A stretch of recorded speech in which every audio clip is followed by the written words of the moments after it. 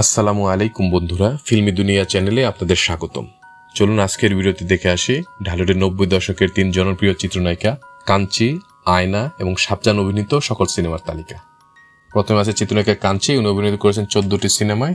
তার চলচ্চিত্র অভিষেক হয় 1995 সালে জিয়াউদ্দিন মাসুদ পরিচালিত দেমাক সিনেমার মাধ্যমে। এটাতে ওনার বিপরীতে ছিলেন ইমরান। 96তে মুক্তি পায় দিলীপ বিশ্বাস পরিচালিত অজান্তে। এটাতে ওনার নায়ক ছিলেন ইমরান। এবং 96তে সিবিল সাদিক পরিচালিত সিনেমা বদসুরত। এটাতেও ওনার নায়ক ছিলেন ইমরান। 97তে মুক্তি পায় আজমল হুদা মিঠু পরিচালিত অপরাধ জগতের রাজা। এটাতে ওনার নায়ক ছিলেন জয়।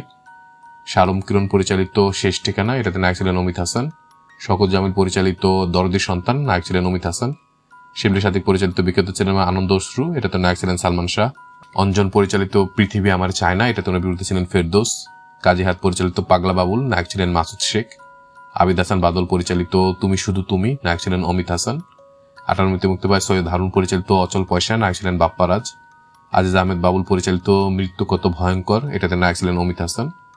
এম এ রাজ্জাক পরিচালিত সিনেমা নয়নের কাজল। এটাতে ওনার বিরুদ্ধে ছিলেন আসিফ ইকবাল। মিলন চৌধুরী পরিচালিত বিদ্রোহী আসামি। এটাতে ওনার নায়ক ছিলেন বাপ্পারাজ। এটা হচ্ছে কাঞ্চি অভিনীত মুক্তিপ্রাপ্ত সর্বশেষ সিনেমা। তারপর আছে চিত্রনায়িকা আয়না। উনি অভিনয় করেছেন মাত্র 4টি সিনেমাতে। ওনার চলচ্চিত্র অভিষেক 1955 সালে এফআই মানিক পরিচালিত বিশাল আক্রমণ সিনেমার মাধ্যমে।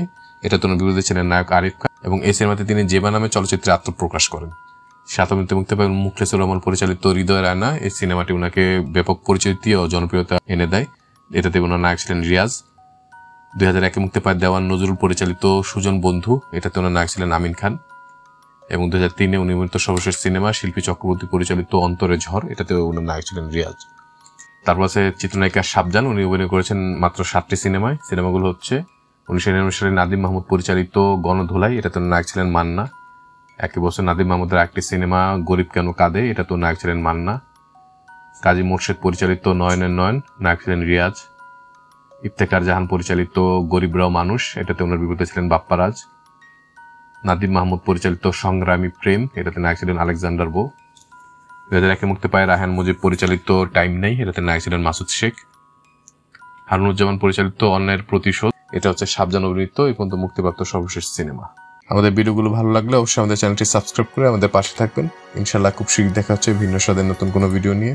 আল্লাহ হাফেজ।